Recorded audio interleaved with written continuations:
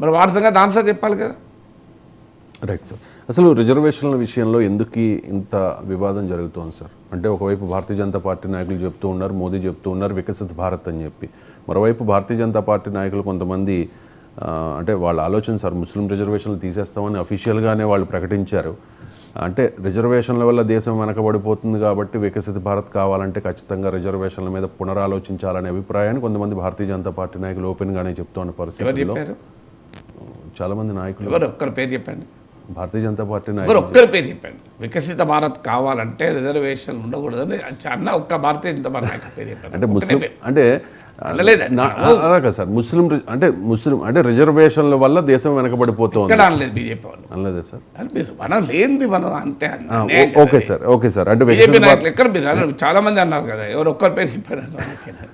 మనం లేనిది మన ఇక్కడ కూర్చొని 10 లక్షలాది మంది చూస్తున్నాం. అలాగే సార్, అంటే రిజర్వేషన్లకు విరుద్ధం కదా సార్, రిజర్వేషన్లకు వ్యతిరేకం కదా భారతీయ జనతా పార్టీ. చెప్పారు అంటే ఓన్లీ ముస్లిం రిజర్వేషన్ల మీద చెప్పండి మీరు. అంటే ముస్లిం ఏ బీజేపీ డాక్యుమెంట్లో ఉంది, ఏ బీజేపీ నాయకుడు చెప్పాడు మేము రిజర్వేషన్ల వ్యతిరేకం? Okay sir, let me check sir. నేను చూశాను, బట్ ఒకసారి నేను చెక్ చేసి మీకు చెప్తాను. ఒకవేళ నేను తప్పు చెప్తే మీకు క్షమాపణలు అడుగుతాను. నేను అంటే రిజర్వేషన్ల వల్ల దేశం వెనకబడిపోతుందని ఏ బీజేపీ నాయకుడు ఉన్నారు? అంటే ముస్లిం రిజర్వేషన్లకు వ్యతిరేకం అని చెప్తూ ఉన్నారు కదా.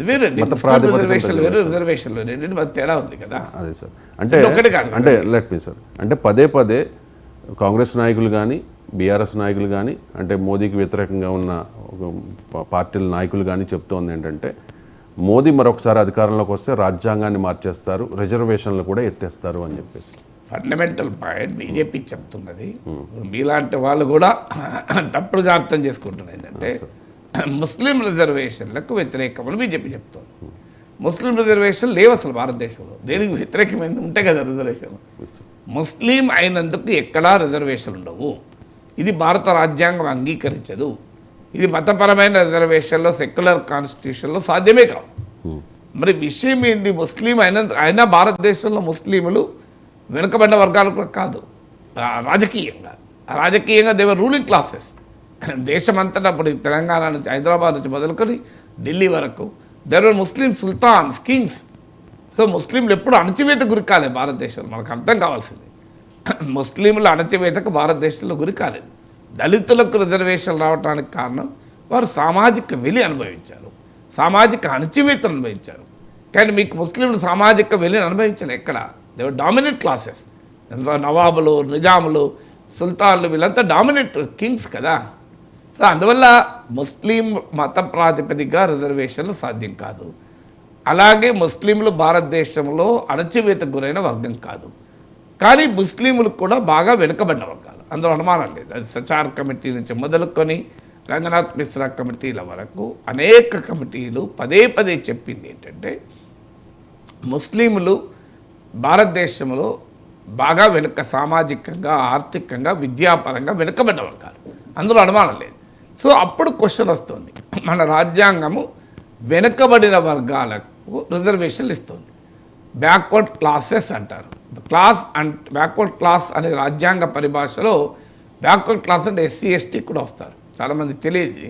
అందుకే బీసీ రిజర్వేషన్ ఇచ్చినప్పుడు ఓబీసీ అని మా పదం వచ్చారు, అదర్ బ్యాక్వర్డ్ క్లాసెస్ అన్నారు. మన దగ్గర తెలుగు రాష్ట్రాల్లో బీసీ రిజర్వేషన్ అంటారు, జాతీయ స్థాయిలో ఓబీసీ రిజర్వేషన్ అంటారు. ఓబీసీ అదర్ బ్యాక్వర్డ్ క్లాస్ అనడానికి కారణం ఇంకెవరు ఉంటేనే అదర్ వస్తుంది కదా. సో ఎస్సీ ఎస్టీలు కూడా రాజ్యాంగ పరిభాషలో బ్యాక్వర్డ్ క్లాసెస్.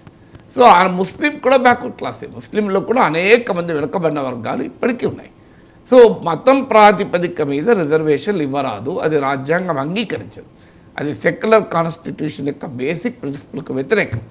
కానీ మతం ప్రాతిపదిక మరి రిజర్వేషన్లు నిరాకరించవచ్చా? ఇది ముఖ్యమైన క్వశ్చన్.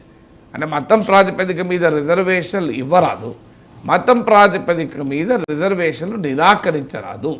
ఉదాహరణకు ఒక చేపలు పట్టుకునే అతను ఉంటాడు, అతను గుడికి పోతే అతను రిజర్వేషన్ ఉంటుంది, బీసీ రిజర్వేషన్.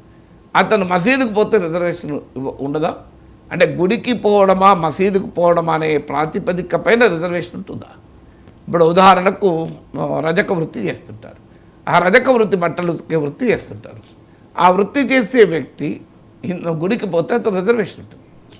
అదే వృత్తి చేసుకునే వ్యక్తి మసీదుకి పోతే రిజర్వేషన్ ఉండదు అంటే అర్థం ఏంటి? మతం ఆధారంగానే అతనికి రిజర్వేషన్ ఉంటుందా ఉండదా అనే నిర్ణయించడం రాజ్యాంగం అంగీకరించదు. ఎందుకంటే రాజ్యాంగము రైట్ టు ఈక్వాలిటీ చెప్తుంది. అంటే ఈ మతం ప్రాతిపదికగా వివక్షకు అవకాశం లేదు. రిజర్వేషన్లను అందుకే సానుకూల వివక్ష, పాజిటివ్ డిస్క్రిమినేషన్ అంటారు. రాజ్యాంగము అఫర్మేటివ్ యాక్షన్ అంటే ఒక వెనుకబడిన వర్గాలను సమాజంలో అసమానుల్ని సమానులు చేసేందుకు భారత రాజ్యాంగం అంగీకరించినటువంటి ఒక సానుకూల వివక్ష, పాజిటివ్ డిస్క్రిమినేషన్ రిజర్వేషన్. కానీ మతం ఆధారంగా రిజర్వేషన్ నిరాకరించడం అంటే అది నెగటివ్ డిస్క్రిమినేషన్ అవుతుంది, ప్రతికూల వివక్ష అవుతుంది. ప్రతికూల వివక్ష మన రాజ్యాంగం ఒప్పుకోదు. Right to equality the fundamental right. అందులో religious freedom to profess, practice and preach religion, ఒక మత విశ్వాసాన్ని కలిగి ఉండే హక్కు, ప్రచారం చేసుకునే హక్కు ప్రతి వ్యక్తికి ఉంటుంది. అందువల్ల మత విశ్వాసం ఆధారంగా రిజర్వేషన్లను నిరాకరించడం కూడా రాజ్యాంగం అంగీకరించదు. ఈ రెండు కలిపి చూడాలి మనం.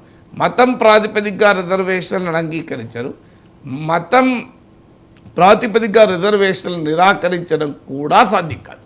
అందుకొరకు ముస్లింల్లో ఉన్నటువంటి వెనుకబడినటువంటి వర్గాలు, అర్జల్స్, అస్రఫ్స్ ఇలా డివైడ్ చేస్తారు. అందులో కూడా ఒక బ్యాక్వర్డ్ సోషల్ ఎకనామిక్ కేటగిరీస్ను గుర్తించి వారికి మాత్రమే రిజర్వేషన్ ఉంటుంది. అసదుద్దీన్ ఓవైసీ కొడుకు ఉండదు, నిజాం మనమడికి ఉండదు రిజర్వేషన్. ముస్లిం రిజర్వేషన్ అంటే అర్థం నిజాం మనమడికి కూడా ఉంటుంది. నిజాం మనమడి రిజర్వేషన్ అనుభవించడానికి స్కోపే లేదు. సో అందువల్ల ఫండమెంటల్ పాయింట్ అది. మతం ప్రాతిపదికగా రిజర్వేషన్ రాజ్యాంగం ఒప్పుకోదు, మతం ఆధారంగా రిజర్వేషన్ నిరాకరించరాదు. బీజేపీ ఈ క్లారిటీ ఇవ్వకుండా మేము మొత్తం ముస్లిం రిజర్వేషన్ల వ్యతిరేకాన్ని, కర్ణాటకలో 70s నుంచి ఉంది కొన్ని ముస్లిం వర్గాలకు, అన్నిటికీ కాదు, మళ్ళీ మతం ప్రాతిపదిక కాదు. ఇప్పుడు ఉదాహరణకు హిందువుల్లో దళితులకు, బీసీలకు రిజర్వేషన్ ఉన్నాయి అంటే అర్థం హిందువులకు రిజర్వేషన్ ఇచ్చినట్ల. భారతదేశంలో హిందువులకు రిజర్వేషన్లు ఉన్నాయా? భారతదేశంలో హిందువులకు రిజర్వేషన్లు ఉన్నాయా అని నేను ప్రశ్న అడిగితే కావు అని మీరు చెప్పలేరు. ఎందుకంటే బీసీలకు, ఎస్సీలకు వాళ్ళు హిందువులే. కానీ మరి అవునా అంటే హిందువులు అయితే రిజర్వేషన్ ఉంటే బ్రాహ్మణులకు కూడా ఉండాలి కదా, వైశ్యులకు కూడా లేదు కదా. అందువల్ల అక్కడ రిజర్వేషన్ హిందూ అన్న దాని కొరకు కాదు, హిందూ మత విశ్వాసాన్ని కలిగి ఉన్నందుకు రిజర్వేషన్ లేదు. రిజర్వేషన్ వెనుకబడుతున్న ఆధారంగా. అలాగే ముస్లింల్లో ఉన్నటువంటి కొన్ని వెనుకబడిన వర్గాలకు రిజర్వేషన్లు ఇస్తుంటే అది ముస్లిం అనే విశ్వాసం కలిగి ఉన్నందుకు కాదు, అది కేవలం వెనుకబాటుతనం ఆధారంగా మాత్రమే ఇస్తున్నారు. ఇది 1970s నుంచి కర్ణాటకలో ఉంది. కర్ణాటకలో బీజేపీ ప్రభుత్వం కూడా తీసేయలేదు కదా. అయినా ఈ 10 ఏళ్ళుగా మోడీ ప్రభుత్వం ఉంది కదా, మన మోడీ ప్రభుత్వం ఒక ఆర్డినెన్స్ ఎందుకు జారీ చేయలేదు?